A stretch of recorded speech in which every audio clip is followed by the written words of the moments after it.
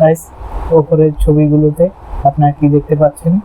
হ্যাঁ গাইস, যে প্রতিটি ছবিতে দেখা যাচ্ছে যে আমাদের রুবেন ডিয়াস, আমাদের নাম্বার 1 সিএম, আমাদের সকল নাম্বার 1 সিএম, তিনি আপনার প্রত্যেকটি ভিডিওতেই এই ছবিগুলোতেই আপনার বিপক্ষ দলের বা অপোনেন্ট ফরওয়ার্ডকে আনমার্কড অবস্থায় রেখেছে।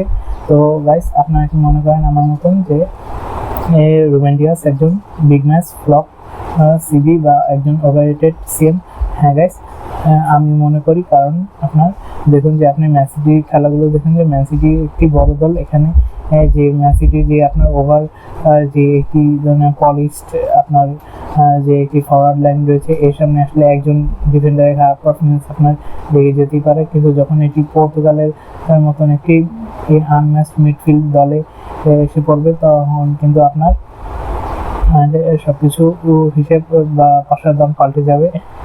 এই ক্ষেত্রে আমি মনে করি যে এর ক্ষেত্রে অবশ্য পর্তুগালের কোচিং স্টাফ এবং প্ল্যান এবং প্লেইং গেম প্ল্যানের মধ্যেও আপনার কিছুটা দোষ এবং সিংহভাগ দোষ রয়েছে, যে তাকে প্রপার ইউজ অনেক সময় করতে পারছে না, বা অনেক সময় রুবেন ডিয়াস ওভার হিরোটিকইজম দেখাতে গিয়ে আপনার অতিরিক্ত ওপরে খেলতে গিয়ে আপনার